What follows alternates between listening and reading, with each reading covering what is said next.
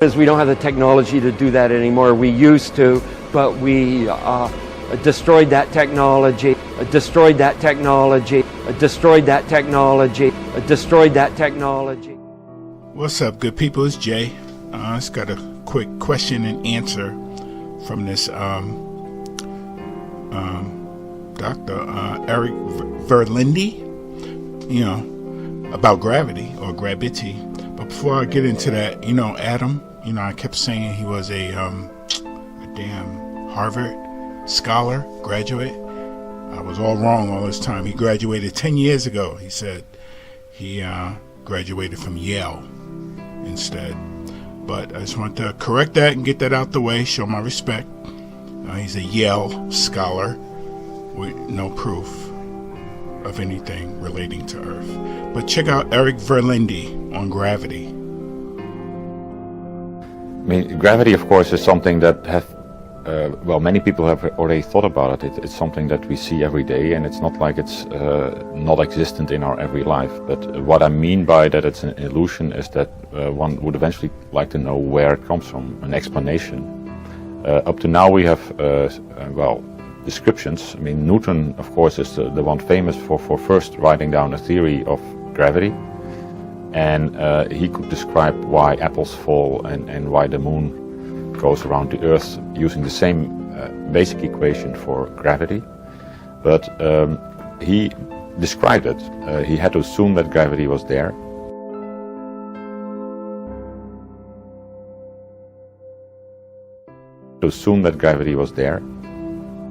And then had to write down a law that described that when two masses are at a certain distance, how they attract each other.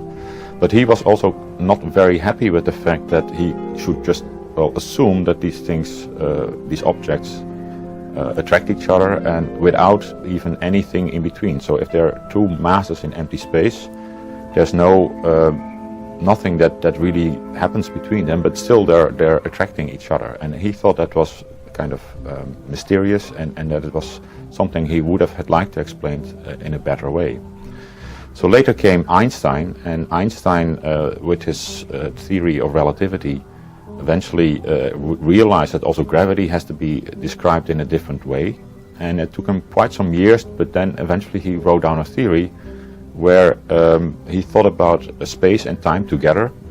And then his explanation of what gravity would be is that there's masses which curve space and time. And then the motion of planets and of the Earth around the Moon, or the Moon around the Earth, is then described by thinking about moving in this curved space-time and how then objects are making their orbits.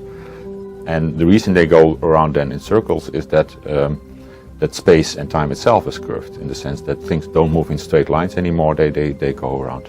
So that was his explanation, but he had to write down an equation for it, which again assumed that gravity is there, because he basically wrote down that the matter curves the space-time.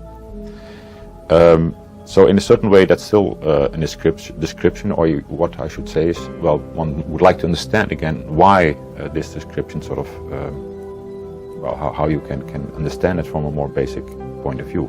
So what I've done in my paper is try to start from a point of view where you don't assume gravity to be there. You would like to explain it by seeing how you can derive it from a more microscopic set of equations where gravity itself is not assumed, but then just follows from a certain logical reasoning.